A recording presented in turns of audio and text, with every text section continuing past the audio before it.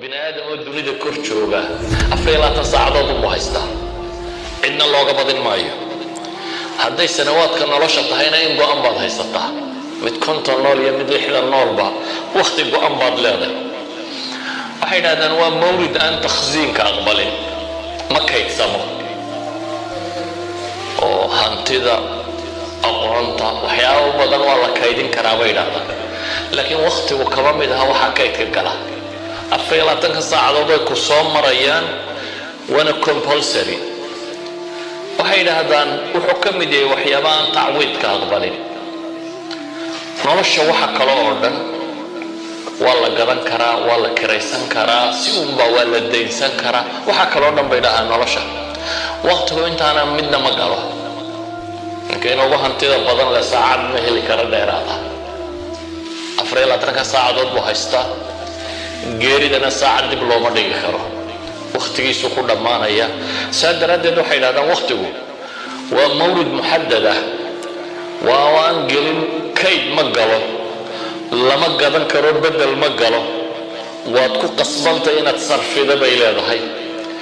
qiimihiisuna wuxuu ku kordhaa bay leeyihiin sida looga faa'iideysto waqtiga qiimihiisu wuxuu ku kordhaa istiglaal sida aad uga faa'iideysato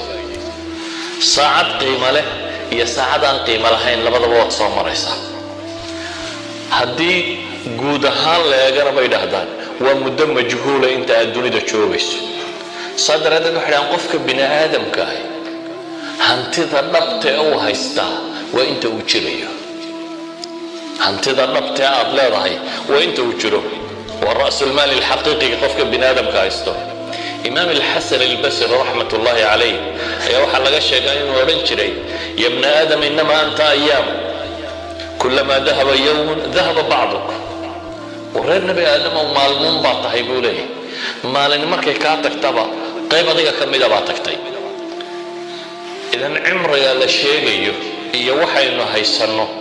وسكن ديسكاس سكن ديسكو هذيك قيمة قومة له لكن nolosha marka la xisaabanayo marbu jajabku qiimo leeyahay qoladan orda hay kala dheereeyaan koon xufta carara 9 wa seconds wax ka yar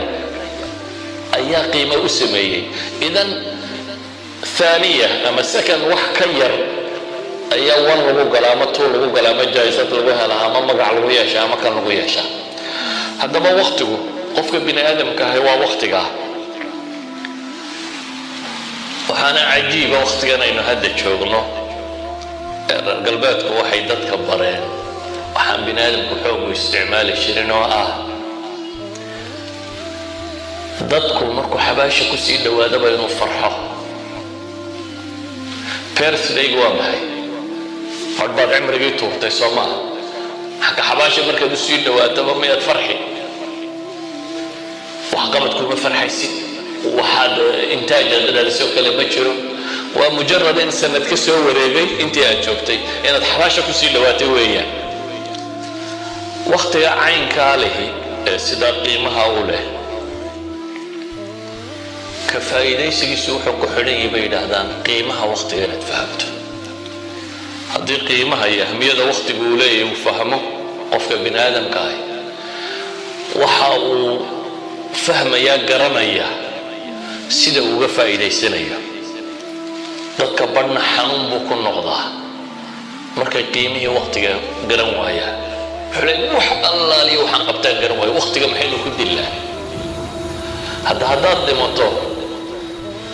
waxa quraanku inoo sheegay bini aadamku inuu ku warwaraa waa maxay rabbi rjicuun ilaahu yacil waa kan adimka garan laaday si aad tiraahdo ayaa calaacal ku noqon doona ilaahu waqti yaro damba halaysiiyo hadduu markaa qofku bay yidhahdaan hadafku ka lumo qiimaha waqtigu uu ka lumo ahmiyadiisa uu garan waayo waqtiga laftiisa qofka xanuun ku noqda wayna ku jiraa qof usbuuca soo socda wuxuu qaban kara saacad walba u qoranta usbuuca soo socda waxa uu rabo inuu qabtaayo u qorantay إدارة الوقت كي يشغل time management كي يشغل وينتهى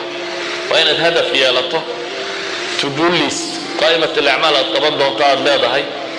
jadwaladaad ku qaban doonto aad leedahay. qodobkooda saddexaad waa tartiib awlawiyaat, priority, say kugu kala muhiimsan yihiin. maxaa must ah inaad qabato, maxaase 50-50 ah, maxaad waqti haddaad u hesho ku xidhan, maxaa hadduu kugu dheeraado aad ka kala riixi kartaayo kanuu qaadan karaa. idan waxay dhahdaan priorities kuna waa inay calaamadsan yihiin, colors bay ku isticmaalaan say u kala horeeyaan. nolosha dhammaanteedba jadwaladay u sameeyeen waa intaa waxa dheer bay dhahdaan tartiib alxayaa.